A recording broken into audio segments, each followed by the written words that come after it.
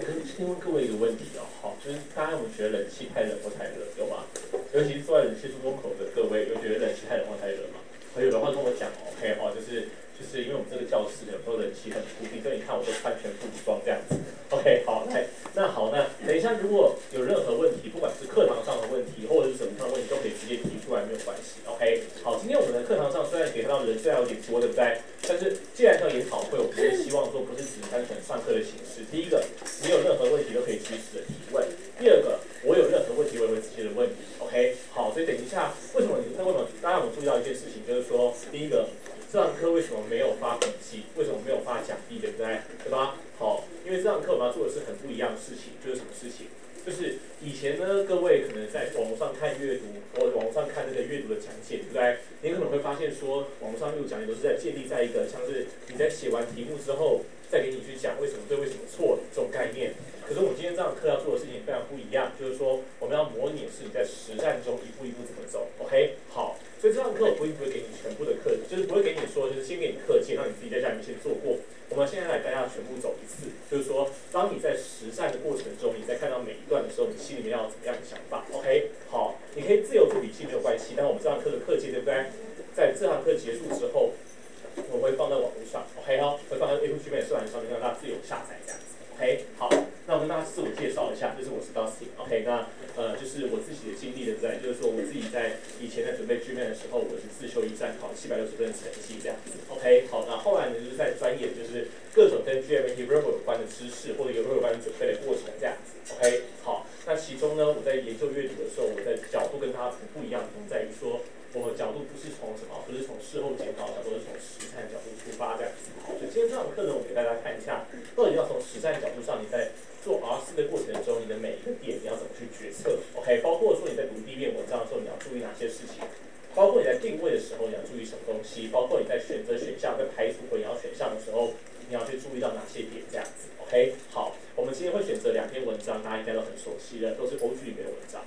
好，现在 OG 里面的文章不代表它很简单。我们的2篇文章分别是什么？比如像我们第一篇要讲的是美国的专利 ，OK。第二个要讲的是什么？第二个要讲的是这个就是 keystone species， 就是关键物种这样子。好，各位过去曾经做过这2篇文章吗？有吗？有做过的可以举手吗 ？OK， 好，有觉得有挑战性的可以再举手吗 ？OK， 好，这2篇文章是大家挑选出来的，来，好，我们来看一下考试中我们要怎么去应对，我们用实战角度去看它，好不好？好，来，所以我们先不用，我们现在。没有任何的课件，好，大家手上没有任何的讲义，我们就是一步一步来看。好，首先在讲这2篇文章之前，给大家建立一个基本观念 ，OK， 好，我们要知道说，在 GMAT 的这个考试里面，对不对？最重要的事情其实并不是你学了多少知识点，最重要的事情是你的做题流程，对不对？去应对实战 ，OK。很多同学在准备考试的过程中，他的习惯就是什么？就觉得说我好像今天做更多的题目，刷更多的模考，结果呢，我的分数就会变高，好，或者时间就会控制下来。可是他每一次做的在刷的时候，他就用自己过去的旧想法、旧思维，他没有去应对实战中他遇到的困难，就导致说到实战中，只要难度一升高，他就马上就会整个乱掉这样子。好，那我们先来看一下，当时你的实战解流程是怎么样子的 ？OK， 好，这个地方大家不用担心，课件之后都会发给大家 ，OK， 放在网络上面 ，OK， 好，来，我们现在看喽。今天我们要先讲的是什么 ？RC 在实战中可以实操的解题流程。这个流程呢，是我自己的流程，加上 A2G 这边超过40位 Verbal 40分以上的考生整合而成的这样子。OK， 好，我们来看哦。首先第一步，各位来，我现在问一下，在考试的时候呢，来，我这边问哦，好，我问你哦，你看到一篇 RC 的时候，你第一件事会做什么事情？会吸一口气吧，倒抽一口凉气。好，来，你会做什么事情？看到一篇 RC， 你以前第一件事会做什么事？读第一个字吗？是吗？还是会往右上角看一下时间，还是会做什么事情？没有任何感觉，对不对？就觉得好像要开始要挑战，对吧 ？OK 好，来，我觉得你看到第一篇 RC 做什么事情？一篇 RC， 突然荧幕上打算分成2个画面，左边是文章，右边是一道题目的时候，你会做什么事情？看文章内容，对不对？也就是他自己开始读文章了，对不对 ？OK， 但各位你们要知道一件事情，来，我问各位一件事，你觉得你的 RC 常常会有时间问题的，可以举手吗？ OK， 好，那既然有时间问题的时候，你为什么不直接先帮他去设计好计划呢？然后我问各位一件事情，你觉得所有的 RC 都有时间问题？你觉得你100%你每次只要一遇到 RC 一定会报时间的，可以举手吗 ？OK，那你觉得没有100%，但是大概会有50%左右的可以举手吗？OK， 你看，大部分人都是50%左右，对不对？好，我们不会说怎么样呢？每一次遇到 RC 就选爆嘛，对不对？如果这样子的话，对不对？那你也不用去上什么课，你就直接去加强你的阅读能力就好了，对吧 ？OK， 其实很多时候是我们策略的问题。我们各位要知道是什么 ？RC 有分成2种情况，哪2种情况呢？各位，我们先来看一下。正式考试的时候，高手做的第一件事情绝对不会是直接看第一个字 ，OK？ 你要记得一句话，你可以把它写在你的笔记本上面。好，你在设计你的读书的这个计划，或者你在设计你的这个实战流程的时候，你要记得一件事情：上车之前先想怎么下车 ，OK？ 好，你在买进一只股票之前，你也会想到什么时候卖出它，你不是把它抱在那边就抱到死这样子。好，打麻将之前你也会先想说，我输到多少就要走，对不对？RC 也是一样，上车之前就要先想怎么下车。我们来看一下怎么去下。OK， 好，各位，你可以看到这边有3个指标，这3个指标对不对？好，很言简意赅，什么意思？第一个，文章的篇幅是短还是长 ？OK， 好，我们都知道文章篇幅只要长到一个程度的话，第一个你的耐心会不够用，对不对？第二个你的记忆力会不够用，对不对？对吧？第3个就是什么？你自然看的时间会比较长，对不对？所以文章的长短是我们要去注意的。OK， 好，第二个是什么呢？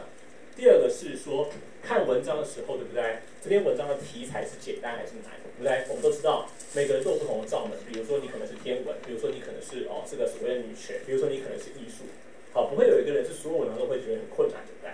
所以第二个是文章本身的题材对你来说是简单还是困难 ？OK， 好。那第3个是什么呢？就是什么？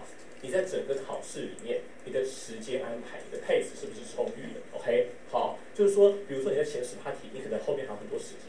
比如说你在后面几题，你可能时间比较少，对不对 ？OK， 好，来，这3个东西，对不对？你可以在你的笔记上写很简单的东西。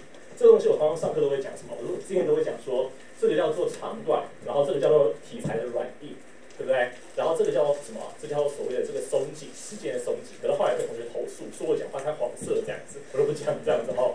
不要把它记成是长短软硬松紧，就是什么？文章的篇幅长短 ，OK？题材的对你来说的硬还是紧，硬还是松？不是硬还是松，快要好，是硬还是什么？还是软，对不对？或者是什么？时间 pace 的松还是紧 ？OK， 好。那我现在问各位一件事情，这3个点，你觉得你要花多少时间才能看得出来？来，你觉得篇幅的长短，同学会问说，到底篇幅长短这个东西要怎么判断，对不对？有没有一个标准？要不要算几个字？好，其实你知道吗？这是自由行政，什么意思？文章打出来的那个瞬间，你觉得它会不会给你有压力 ？OK， 好，我自己的习惯是我看到卷轴才会有压力。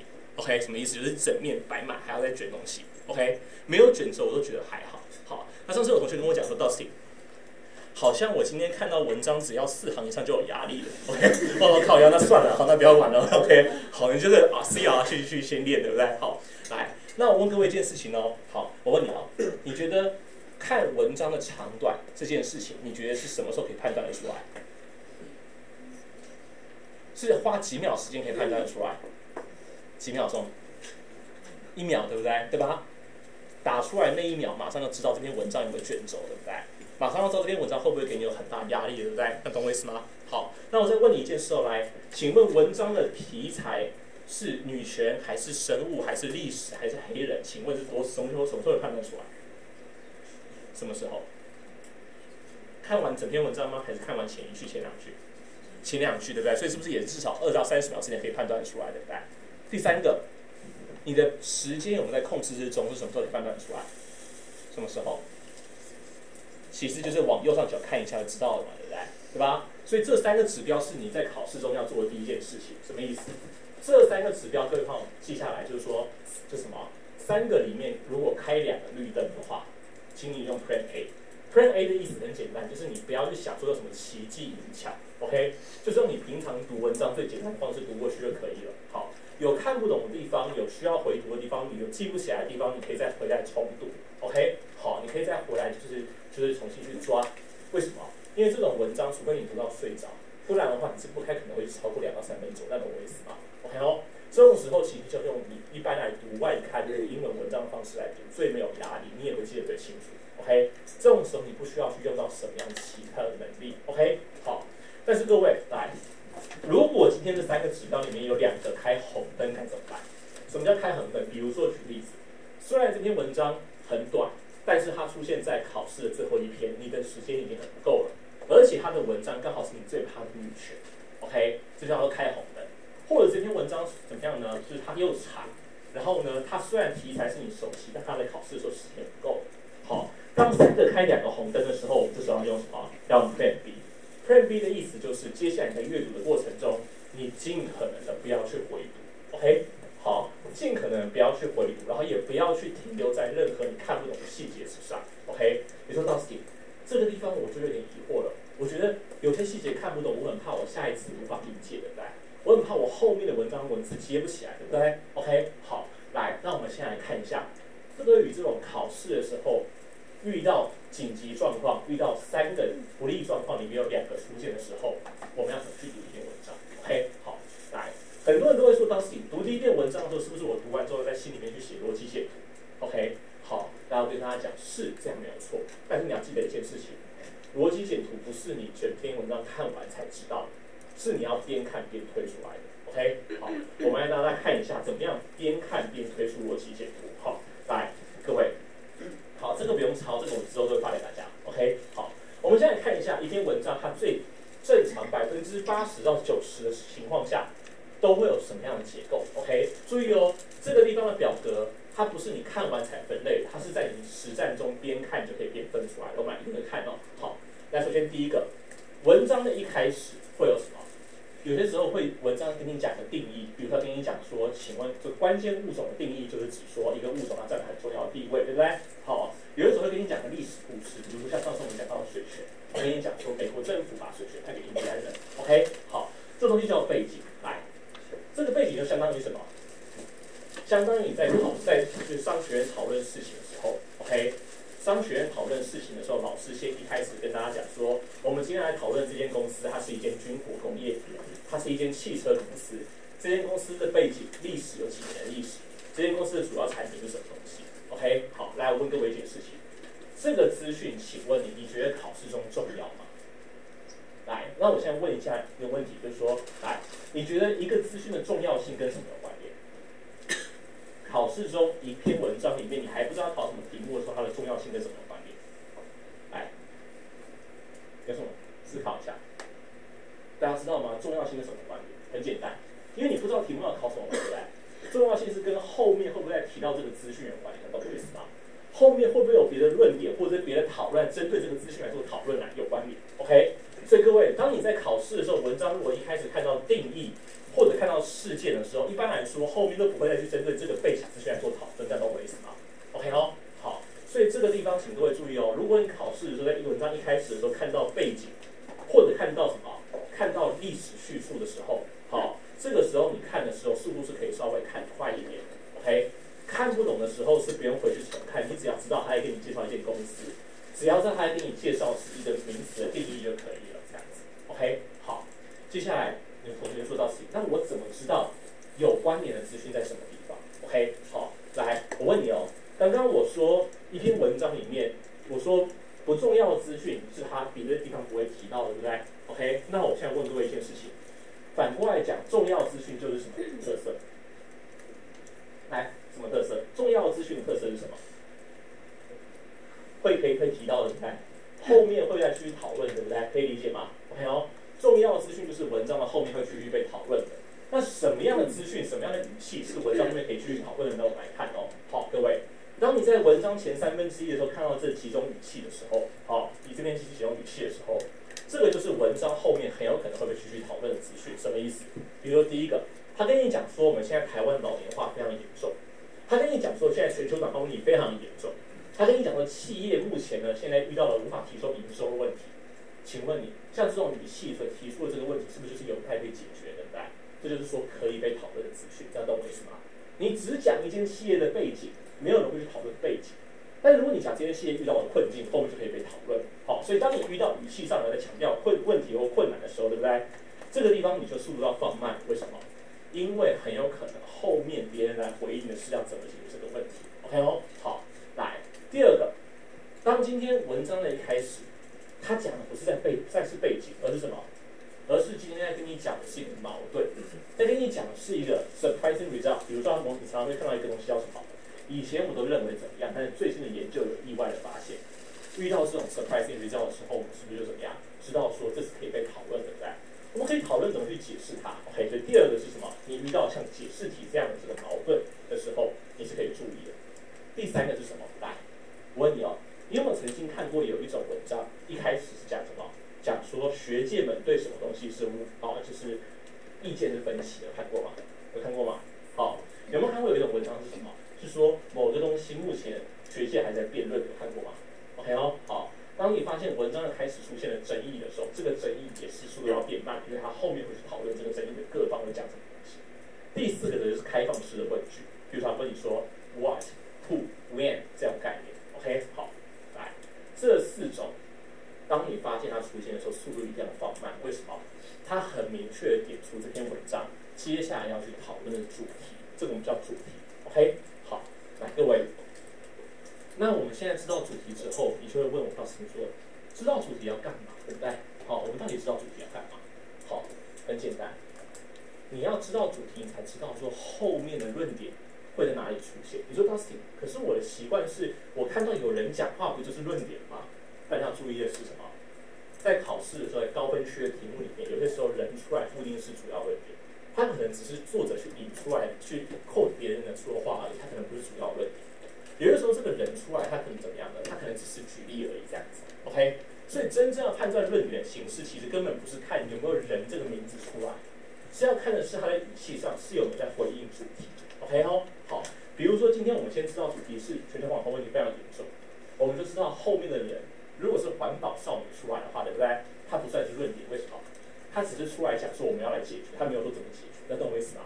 好，但在 GA 媒体的世界里面，应该要是什么？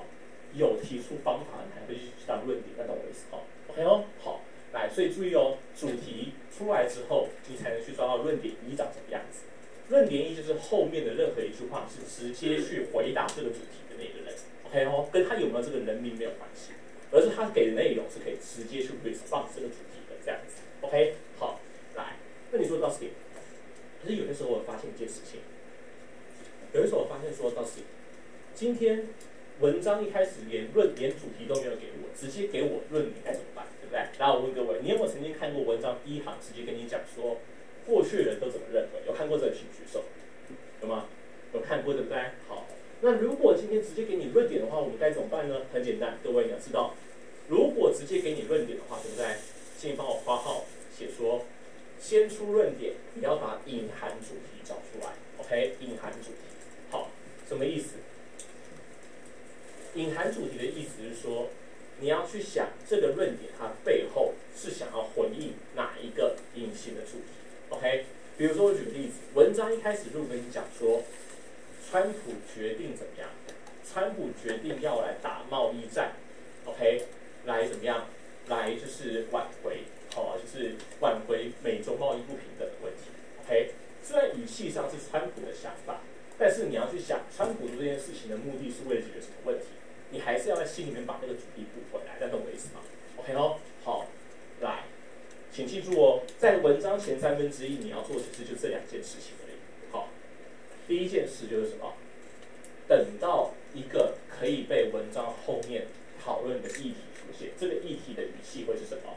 会是问题，或者是矛盾，好，或者是什么争议，或者是问句，好。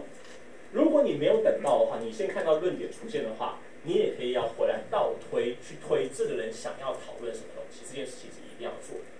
好，但是一般人不会做这件事，一般人只是什么顺着这样读下去。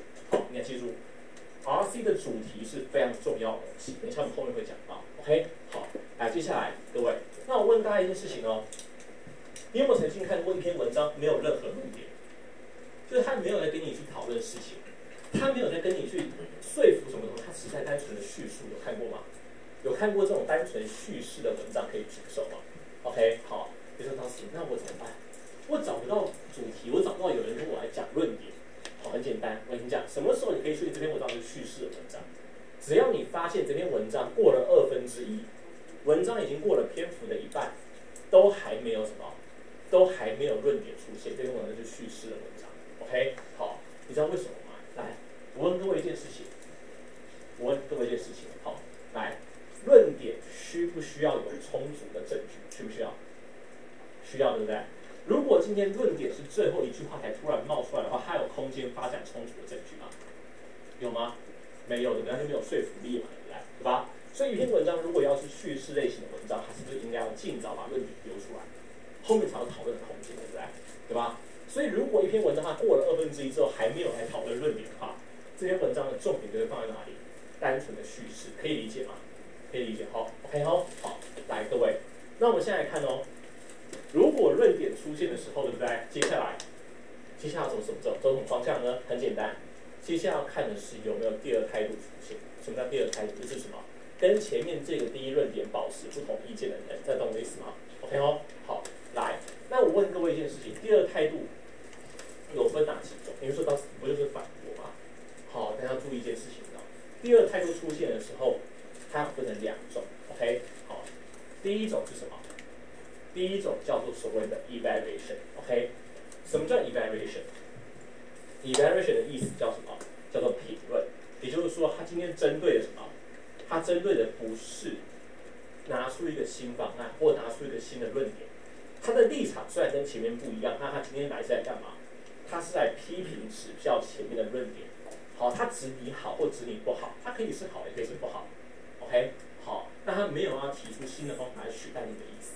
OK？ 好，他回应的是前面的 argument。好，那我问各位一件事情，那什么叫做相抗论点？什么叫 argument？ 什么样的东西有资格当独立的 argument？ 很简单，他今天的目的不是为了要去针对前面那个论点去说它好或不好，他是要提出一个同等地位，跟前面的论点一样作用的，跟它平行。OK？ 好，来回应谁？来回应前面的主题。OK？ 这叫做什么？相抗论点。好，我举个例子哦，各位，来，我们现在思考一个情况：如果我们今天的主题是要如何解决台湾的人口老化问题的话 ，OK？ 论点一是引进什么就是论点一是鼓励生育，好，鼓励生育不是引进外籍劳工 ，OK？ 好，鼓励生育，好，来，如果今天跟你讲说鼓励生育这件事情，人民不一定会买单，因为人民还是生不起。请问你这个语气，你觉得它算是这个就是批评，还是算是新的态度、新的论点？是什么？来，你觉得是批评的可以举手吗？好，它是新的论点可以举手吗？你会发现它的语气很明显，并不是在提出另外一个方法，对不对？而是在针对你的方法说好或不好。那懂我意思吗 ？OK？ 但如果我今天跟你讲说，我有另外一个方法，叫什么？叫做比如说我不是叫鼓励生育，我可能叫做什么，就是引进外籍劳工之类的 ，OK 哈？这个时候你会发现，他在回应的不是对手的那个论点，他在回应的是什么？回应我们的主题叫如何解决人口老化问题，这样叫什么？叫做 argument， 看懂我意思吗 ？OK 哈？好，所以为什么抓主题那么的重要，就是因为什么？你有了主题之后，你才知道后面的心态到底是针对谁在回应，它是针对论点一在回应，还是在针对主题在回应 ？OK， 好。那为什么这件事那么重要？很简单，因为你只要抓到这个，你后面的架构就会很好推。如果你发现这篇文章是2个论点独立先出来的话，他们彼此之间没有去回应彼此，他们都是什么并列来回应前面的主题的话，这个我们称之为怎么样？很像是选美比赛式的文章。什么叫选美比赛式的文章？然后问各位一件事情：你小学的时候参加过演讲比赛的可以举手吗？或者是什么类似这种朗诵比赛可以举手吗？好，大家都很害羞这样子 ，OK？ 好，你有看过比赛可以举手吗 ？OK 好，你有看过吗？会多好来。那我问你一件事：你小学的时候看的这些演讲比赛、朗诵比赛，是不是都是全部的参赛者上完台之后才会公布名次，对不对？可以理解吗？这个就是所谓的朗诵比赛式的文章。当你发现论点是先独立并列的出现，各自回应主题的时候，对这些论点的评价都会在文章的后半段一起出现，这懂我意思吗 ？OK 哦，好，那再来我再问各位一件事情，那如果你发现说，这个地方它出现的第二态度，它不是针对什么，不是针对主题给出另外的论点回应它，而是针对前面的这个论点去批评指教它的话，这个时候对不对？然后问各位一件事情，这个时候文章后面会有什么样的走法？来，你有看过这种一个论点一个批评之后文章就结束了可以举手吗？有看过吗？就是文章里面一个什么，譬如说一个旧论点，然后一个作者的反驳，然后作者没有提过新论点直接结束了，有看过吗？好，有看过可以举手吗 ？OK， 好，其实有哦，你知道吗？其实蛮多的，你知道吗 ？OK 哦，好，来，那你有没有看过，就是文章出现一个论点之后，出现了反驳之后，后来又有一个人把这个反驳打回去，我们通称叫仿喻，对不对？有看过这种文章可以举手吗？好，也有人在，对吧？那你有没有看过一个论点之后出了一个反驳之后，后来又有人提出新观点的？有看过的可以举手吗？有吗？对不对？好，那这三个你要怎么分呢？考试的时候你要怎么分？那你有没有看过一件事，就是论点之后完全没有第二态度，直接结束了，有没有？单一论点有没有看过？也有看过，对不对？这些要怎么分？很简单。好，来，如果你发现有第二态度的时候，对不对？有第二态度的时候，这个时候你可以稍微注意一下文章的篇幅。什么叫文章的篇幅？如果文章的篇幅剩下不到1/3的话，不到1/3的话，代表什么意思？很像是你在看那个选秀节目或政论节目，有没有？这个人要讲话的时候，都已经在上工作人员字幕，那懂我意思吗？好，文章后面没有什么篇幅，代表我这篇文章很有可能是一个批评直接结束，这样懂我意思哦 ？OK 哦。那如果你发现文章的篇幅还超过1/3，甚至还有1/2左右的篇幅的话，代表文章后面可能还会有第三态度、第四态度，这样懂吗？好，那我们来看哦，第三和第三就是什么？如果今天你发现这个地方好是先一个论点，后面再去做什么？做批评的话，它就很像是什么东西？有两种可能。来，我问各位，你有看过选秀节目的可以举手吗？有看过对不对？选秀节目的特色是什么？它是全部表演完之后再去讲评吗？是吗？不是吧？它是什么？每一个参赛者上来就要决定要不亮灯，对不对？对吧？好，这种东西叫选秀节目。OK 哦，好，就是如果你发现什么文章后面还有篇幅的话，这时候你就要去注意第三态度，它到底是在回应什么？回应前面的主题，还是回应前面的这个评论？如果今天他是换了一个新的参赛者上来的话，这个就是我们叫选秀节目式的文章。OK 哦，好，这是什么意思？参赛者上台，评审讲评，再上台，评审来讲评。OK。那如果他今天是什么呢？他今天后面出现的第三态度，他不是针对什么？不是针对前面的这个主题才去讲，它是针对论点去做再评价。比如说一个人支持这个论点，一个人反对这个论点的话，这个叫什么？这叫政论节。什么意思？可能今天政府官员做了一个方案，好，比如说什么旅游消费补助方案，好，或者什么0到6岁国家养方案 ，OK 哦，好，有人反对之后，也有人支持。然后呢，吵成一团，那懂我意思吗 ？OK， 所以在第三态度的时候，你一样要去注意，它到底在回应的是前面的主题，还是在回应的是什么？前面的这个就是论点。OK， 好，到这边为止，文章差不多就可以结束了，那懂我意思吗 ？OK， 好，所以各位你要知道的是，我们在判断架构的时候，我们不是说是全部看完就判断，这样子会乱掉。考试的时候是要边看边推，边看边推的。OK。好，我们来重新复习一次哦。来，各位，现在我来问哦。文章一开始的时候，如果你发现是历史事件或者是对一些概念的定义的话，请问你这个定义你觉得重不重要？重要吗？不重要，对不对？不重要的时候我们要怎么办？还是要看，不能跳过。好，但如果看不懂的话，需不需要回读？需要吗？不需要。OK， 就像你在看 CR 的时候，你也不会对 A 是一间瓶盖工厂这个句子回读嘛，对不对？那懂我意思吗？好。那我再问哦，文章看到什么地方1/3的时候看到什么语气，它会是什么？它会是文章重要的语气，很简单。哪几种语气是会对文章后面是有讨论空间？就是什么？表达问题障碍，表达矛盾现象，对不对？表达什么？表达就是强烈的争议，或者是什么？表达开放式的问句。OK， 好。那再来我再问哦 ，OK， 来，请问下一个论点，它回应的是谁？它回应的是前面的背景还是前面的主题？主题 ，OK 哦，好，回应前面的主题哦 ，OK， 回应了前面的主题之后，对不对？那接下来，但是文章如果什么时候没有论点，这个时候后面就不会再出现任何东西了。什么时候？哪一个阶段？告诉我，1/2，对不对 ？OK 哦，好。那文章如果有第一论点的时候，后面等第二态度的时候，第二态度，请问各位？如果今天它回应的是前面的论点，我们称之为 argument 2还是 evaluation 1？evaluation 1对不对 ？OK， 那如果它无视于第一论点，去提出另外一个跟第一论点相平行的概念去回应主题的话，称之为什么 ？argument two。OK 哦，好。如果今天是这个先出现的话，后面就很简单，对不对？就是什么一起评价。OK。如果今天这个先出现的话，就会是什么？你就会是等文章，看文章后面还有多少篇幅。没有篇幅的话，就怎么样？就结束了。有篇幅的话，等第三态度。